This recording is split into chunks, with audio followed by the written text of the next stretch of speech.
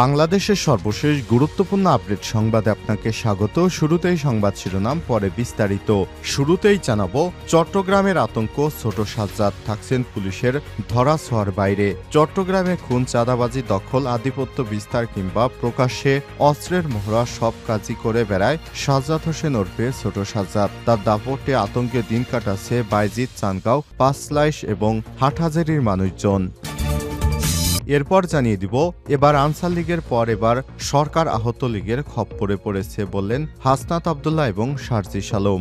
Answer লীগের পর অন্তর্বর্তীকালীন সরকার এবার আহত লীগের খপ্পরে পড়েছে বলে মন্তব্য করেছেন বৈষম্য বিরোধী ছাত্র আন্দোলনের সমন্বয়ক হাসনাত আবদুল্লাহ এবং শারজিস আলম।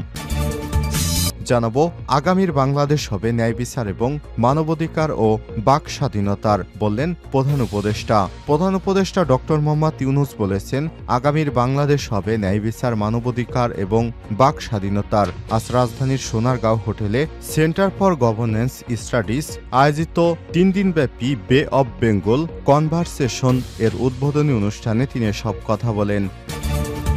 এদিকে সশস্ত্র বাহিনী দিবস উপলক্ষে সীমিত থাকবে ঢাকা সেনানিবাসে যান চলাচল। সশস্ত্র বাহিনী দিবস উপলক্ষে আগামী বৃহস্পতিবার 21শে নভেম্বর ঢাকা সেনানিবাসে বিভিন্ন কর্মসূচি পালিত হবে। ওই দিন ঢাকা সেনানিবাসে কিছু সড়ক যানজট মুক্ত রাখবে। সেনানিবাস এলাকা দিয়ে সব ধরনের যান চলাচল সীমিত থাকবে।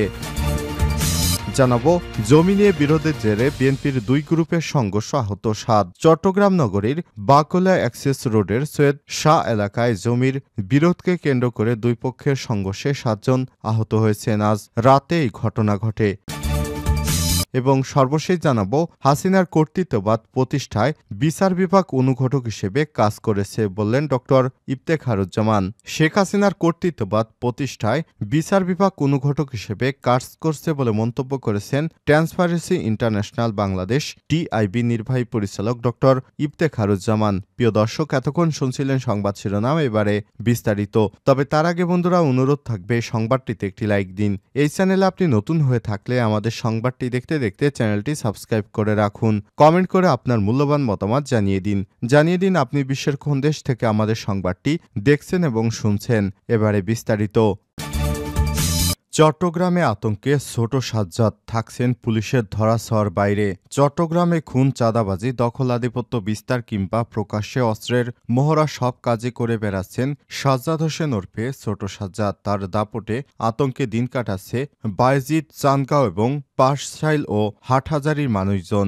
জানা গেছে, চাঁদাবাজির উদ্দেশ্যে নগরীর বাইজিদ এলাকার একটি বাড়িতে গত সেপ্টেম্বর মাসে অস্ত্র হাতে সহযোগীদের নিয়ে প্রবেশ করেন সাজ্জাদ হোসেন। এর আগে গত 5 আগস্ট চানগাঁওয়ের হাজিরপুলে প্রকাশ্যে গুলিবর্ষণ করেছেন তিনি। এছাড়াও গত 29 আগস্ট বাইজিদ হাটহাজারী এলাকায় আওয়ামী লীগ নেতা আনিস ও যুবলীগ কর্মী মাসুদ পারভেজ এবং 21শে অক্টোবর চানগাঁও আফতাবউদ্দিন তাহসিনকে গুলি করে খুনের ঘটনার কারণে তার নাম সামনে উঠে আসে। 10 জনের মতো একটি বাহিনী নিয়ে সবসময় ঘোরাফেরা করেন তিনি। হত্যার 2.5 মাস পাড়ি গেলেও সাজ্জাদকে গ্রেপ্তার করতে না পারায় বিচার পাওয়া নিয়ে শঙ্কায় নিহত স্বজনেরা। জানা গেছে, সন্ত্রাসী সাজ্জাদ একের পর এক খুন করছেন। খুন করার পরেও সে অস্ত্র হাতে নিয়ে প্রকাশ্যে ঘুরে বেড়াচ্ছেন। এখন খুনিদের বিচার চাই। স্থানীয়রা জানায়, সাজ্জাদ কিশোর বয়সেই বেপরোয়া হয়ে উঠেছে। আরেক শীর্ষ সন্ত্রাসী সাজ্জাদ আলী খানের আশ্রয়ে তার ভাতিজা মোহাম্মদের মাধ্যমে এলাকায় আধিপত্য প্রতিষ্ঠা করে সাজ্জাদ সামাজিক যোগাযোগ মাধ্যমে জানান দিয়েই হত্যাসহ নানা অপরাধ করেন তারা। এমনকি পলাতক থেকে অনেককে হুমকি ধামকি দিচ্ছেন। এতে আতঙ্ক বেড়েছে এলাকায়। CMP crime and operations police commissioner Mohammad Raisuddin বলেছেন, আমরা তদন্ত শুরু করেছি, যথেষ্ট গুরুত্ব দিয়েছি এই ছোট সাজ্জাদকে যাতে অতি দ্রুত গ্রেপ্তার করে আইনের আওতায় আনা যায় সে ব্যাপারে আমাদের চেষ্টা অব্যাহত রয়েছে। এ সময় তিনি বলেন, বাইজিদ, হাটহাজারী, চানগাঁও ছাড়াও রাঙ্গুনিয়া থানায় একাধিক মামলা রয়েছে সাজ্জাদের নামে। আনসার লীগের পর এবার সরকার আহত লীগের খপ্পরে পড়েছে। আনসার লীগের পর অন্তর্বর্তীকালীন সরকার এবার আহত লীগের খপ্পরে পড়েছে বলে মন্তব্য করেছেন বৈষম্যবিরোধী ছাত্র আন্দোলনের সমন্বয়ক হাসনাত আবদুল্লাহ এবং সার্জিস আলম। শুক্রবার 15 নভেম্বর রাতে নিজেদের ফেসবুক পেজে সাইদুর রহমান খানের নামের একজনের পোস্ট শেয়ার করে হাসনাত আবদুল্লাহ ও সার্জিস আলম পাঠকদের জন্য তা হুবহু তুলে ধরা হলো। আহতদের এক গ্রুপের দাবি হলো ওদের এখন উপদেষ্টা বানাতে হবে। আজ কালের মধ্যেই একটা গ্রুপ কাফনের কাপড় পরে রাস্তায় নামার প্রিপারেশন নিচ্ছে। এরা রাস্তায় শুয়ে পড়বে, উপদেষ্টা না করা পর্যন্ত উঠবে না। অন্যদিকে সারা দেশে নিউজ করা হবে যে আহতরা চিকিৎসা পাচ্ছে না। আওয়ামী লীগের এতিম সহ বিভিন্ন পেজ থেকে অলরেডি ব্যাপকভাবে শেয়ার করা হয়েছে, আরও জোরে সোরে প্রচার করার প্রিপারেশন চলছে। মজার ব্যাপার হলো এদের মধ্যে অনেকেই ছাত্রলীগের লোকজন। ছাত্রদের হাতে মাইর খাওয়া আহত সেজে এখন আর হাসপাতাল ছাড়তেছে না। বহু আহত নেতারা সারাদিন প্রোগ্রাম করেন, ব্যস্ত সময় পার করেন, এসে হাসপাতালে ঘুমান। ডাক্তাররা 1 মাস আগেই ওদের ছুটি দিয়েছে, সুস্থ ঘোষণা করেছে, বাট এরপরও ওরা কেউ ছুটি নেয়নি। হাসপাতালে থেকে আহত পলিটিক্স করতেছে। এদের এখন দাবি হলো হাসপাতাল ভিত্তিক নেতা নিয়োগ দিতে হবে। চিন্তা করেন, হাসপাতাল কি রাজনীতি করার জায়গা? একজন মানুষ আহত মানুষের নেতা হওয়ার শখ থাকে, আর যখন পুরো ব্যাপারটাকে আওয়ামী লীগের পালাইয়া থাকা অনলাইন অ্যাক্টিভিস্টরা প্রমোট করতেছে, তখন এইটার কি আর নির্দোষ বলার সুযোগ রয়েছে? আমরা ধারণা করছি রাজনীতির পেছনটা পুরো কয়েকটা কারণে এ বিষয়টি বিশৃঙ্খল হতে পারে। এদের সাথে ছাত্রলীগের শক্ত যোগাযোগ আছে। এরা এসব করাইতেছে যাতে সাধারণ মানুষ মনে করে যে সরকার আহতদের চিকিৎসা করছে না, এতে পরের বার কেউ যাতে রাস্তায় না নামে। 2. সরকার আহতদের টাকা আর কার্ড দেওয়ার ঘোষণা দিয়েছে। এখানে নেতা হতে পারলেই বড় অঙ্কের একটা টাকা মারা যাবে, এমনকি লিস্টের নাম ঢোকানোর বিনিময়ে টাকা খাইতে পারবে। কথা হলো এত সাহসেরা পাইতেছে কই? কারণ মানুষের সিম্প্যাথি বেশিরভাগ অ্যাক্টিভিস্ট টকশো লোকজন সবাই এদের আহত বলে বলে মানুষের মধ্যে সিম্প্যাথি তৈরি করতেছে, এদের চিকিৎসার দায়িত্ব নিতে বলতেছে। অথচ একজন মানুষ কেন উপদেষ্টা হতে চাইল, বা একজন মানুষ কিভাবে সারাদিন অনুষ্ঠান করে এসে রাতে হাসপাতালে ঘুমাবে, এই প্রশ্নটা কেউই করতেছে না। এই আবেগের ব্যবসাতে সব লাভ ঘরে তুলতেছে আওয়ামী লীগ। পেজে পেজে ছড়িয়ে দিয়েছে যে আহতরা চিকিৎসা পাচ্ছে না। তার মানে হয় সরকার এবার কঠোর হওয়া উচিত। আনসারের মতো না হলে এরা কবে বইলা নিজেদের মেরে ফেলে নিজেরাই ওইটা প্রচার করে একটা বিরাট ঝামেলা তৈরি করতে পারে। মিডিয়াগুলো দয়া করে আবেগের আয়নাটা রেখে সরেজমিনে যান, দেখে তারপর নিউজ করবেন।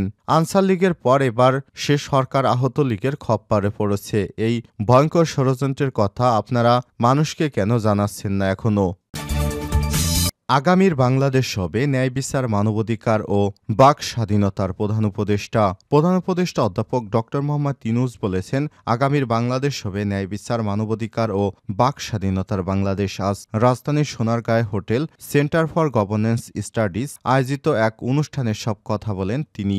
আগত অতিথিদের নবগঠিত বাংলাদেশে স্বাগত জানিয়ে প্রধান উপদেষ্টা বলেন, আর মাত্র 100 দিন আগে একটি ঐতিহাসিক রাজনৈতিক পরিবর্তনের সাক্ষী হয়েছিলাম। এটি ছিল ছাত্র জনতার একটি বিপ্লব, যা গত 16 বছর ধরে শাসন করা এক ফ্যাসিস্ট সরকারকে উৎখাত করা হয়েছে। এর জন্য 1500 শিক্ষার্থী, শ্রমিক এবং সাধারণ প্রতিবাদীকে প্রাণ দিতে হয়েছে। আহত হয়েছে প্রায় 20,000 ছাত্র জনতা। এই আন্তর্জাতিক সম্মেলনের মাধ্যমে আসুন আমরা তাদের প্রতি গভীর শ্রদ্ধা নিবেদন করি, যারা নিজেদের জীবন উৎসর্গ করেছেন, যারা চিরদিনের জন্য তাদের অঙ্গপ্রত্যঙ্গ, দৃষ্টিশক্তি এবং শারীরিক সক্ষমতা হারিয়েছেন এবং যারা এখন জীবনযুদ্ধে চালিয়ে যাচ্ছেন। সশস্ত্র বাহিনী দিবস উপলক্ষে সীমিত থাকবে ঢাকা সেনানিবাসে যান চলাচল। সশস্ত্র বাহিনী দিবস উপলক্ষে আগামী বৃহস্পতিবার 21শে নভেম্বর ঢাকা সেনানিবাসে বিভিন্ন কর্মসূচি পালিত হবে। ওই দিন ঢাকা সেনানিবাসে কিছু সড়ক যানজটমুক্ত রাখতে সেনানিবাস এলাকা দিয়ে সব ধরনের যান চলাচল সীমিত থাকবে। শনিবার 21শে নভেম্বর আন্তঃবাহিনী জনসংযোগ পরিদপ্তর আইএসপিআর এর পাঠানো এক সংবাদ বিজ্ঞপ্তিতে সব তথ্য জানানো হয়েছে।